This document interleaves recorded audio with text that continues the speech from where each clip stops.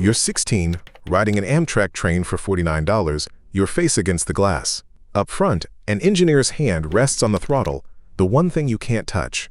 30 years later, that hand is yours, and you clear $315,381 in a single year. Between those two moments sits a $4 million machine and a train that weighs 95,000 tons. Two people in the cab. That's the whole crew. This is every level of the locomotive engineer in America and what the climb actually costs. If you like breakdowns of how careers actually progress, like and subscribe so you don't miss the next one. Level 1. The Railfan. You're 16, and trains are the only thing that holds your attention.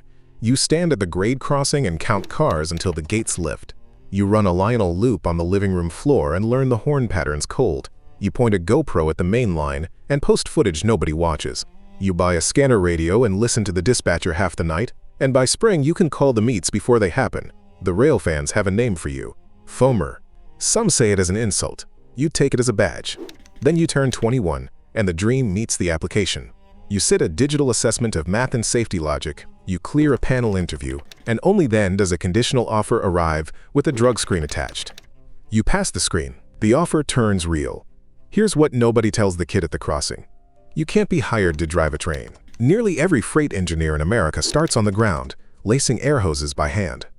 The $49 ticket bought you a window seat, never the one up front. You stop watching the trains and start watching the job boards. And you wait. The offer letter has a report date. You show up. Level 2 starts in the yard, at the bottom of the seniority list. Level 2. The Brakeman. You're 22, and the railroad pays you a guarantee of about $52,000 to start. First year average runs about $67,000. You report to the yard on an immediate call no matter the hour. The job is the ground. Switch key, lantern, grip, handheld radio, rulebook. You build trains for a living. You get a switch list. You couple the cuts. You lace the air hoses between cars. You charge the brake pipe and pump up the air, and the gauges climb until the train comes alive. You walk the whole train for a set and release, then mount the flashing rear-end device on the last coupler. They call it Fred. It pings the cab with brake pipe pressure every 40 seconds. Your first night solo, you tie down a cut of cars with handbrakes in the rain.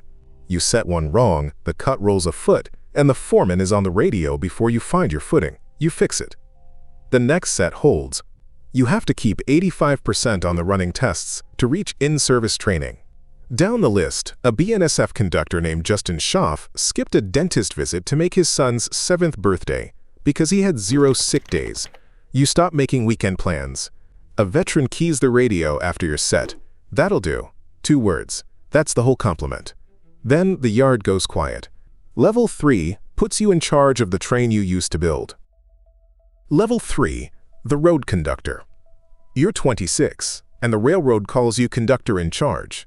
The pay runs from about $67,000 to $90,000 and up. You're the boss of the train, and often the least experienced person in the cab. The engineer beside you has 20 years. You have 3. You copy the track warrant off the radio and read every word back. Get 1 digit wrong, and the dispatcher kills the move. You run the on-duty briefing, inspect the power, and take the initial terminal air test. You pull on the signal, work the setouts en route, and yard the train at the far terminal. 2 people in the cab, 95,000 tons behind you. The defect detector calls out over the radio. No defects. You stop reaching for the rulebook. It lives in your head now. Then comes the night you'll never shake. A car stops on the crossing. Headlights, then nothing. You call the emergency stop. The train takes more than a mile to stop. The cab goes silent. You climb down with a lantern and own the scene until the police arrive. An Amtrak conductor named Orrin Ray, out of Oakland, put it plainly. As the conductor, you own the situation until the authorities are there to take over. You finish the paperwork in the cab before you let yourself shake. The next morning, you're back on the board. Here's what the kid at the crossing never imagined. You don't choose to become an engineer. The railroad forces it by seniority, and refusing can end your career. The order comes, report to engineer school. You sign it. Level 4 takes the rulebook out of your hands and puts them on the throttle. Level 4. The Student Engineer. You're 30, in a classroom and a full-motion simulator for hours a day. You learn the throttle's notches 1 through 8 and the reverser behind it. You set the independent brake, notch out to climb a grade, and ride the dynamic brake down the far side. You read every wayside signal aloud.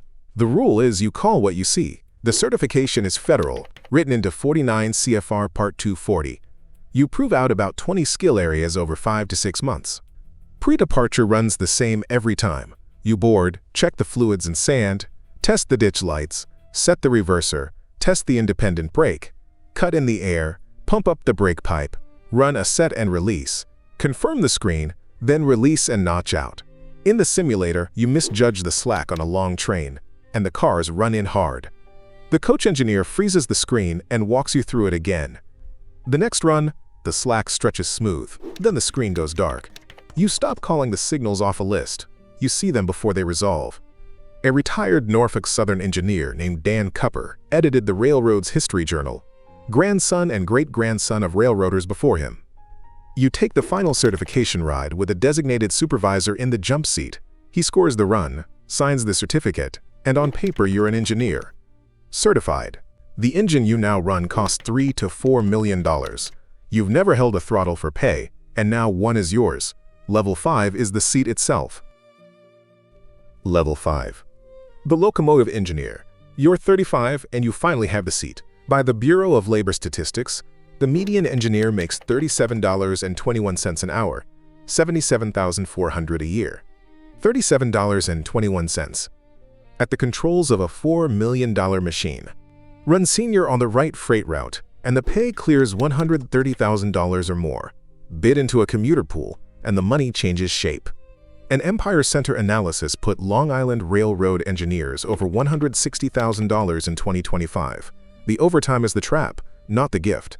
The same year, an LIRR conductor named Winsome Cameron took home $243,365. The day still opens with the same checklist. On-duty briefing, board the power, pre-departure inspection, initial air test.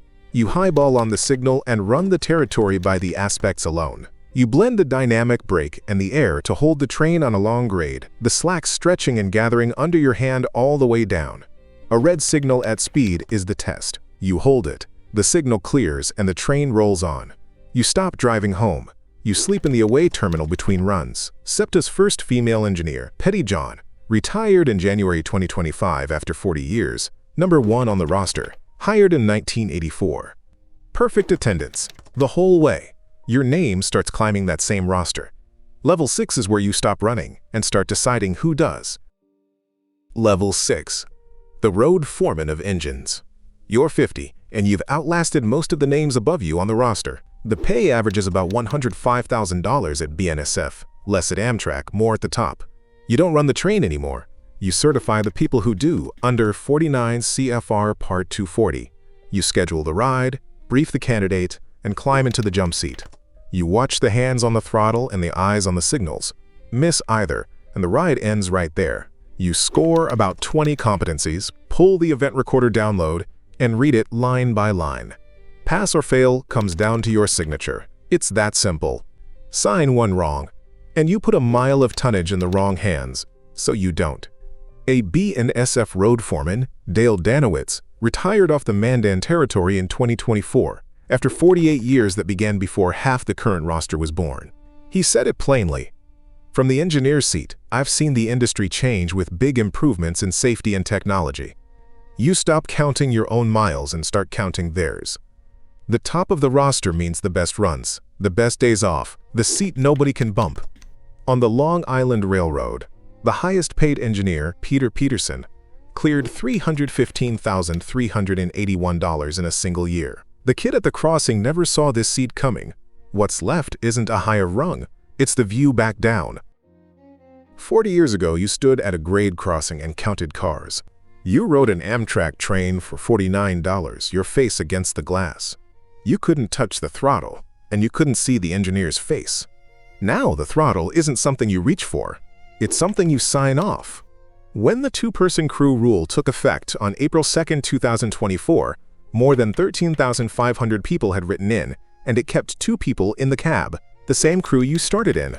The climb cost you weekends, holidays, 1,000 nights in away-from-home terminals. You'd take the same seat again, the same way. The biggest checks always went to the most sleep-deprived names on the commuter board, and you knew it the whole time. Down in the yard, a new conductor trainee is lacing air hoses by hand.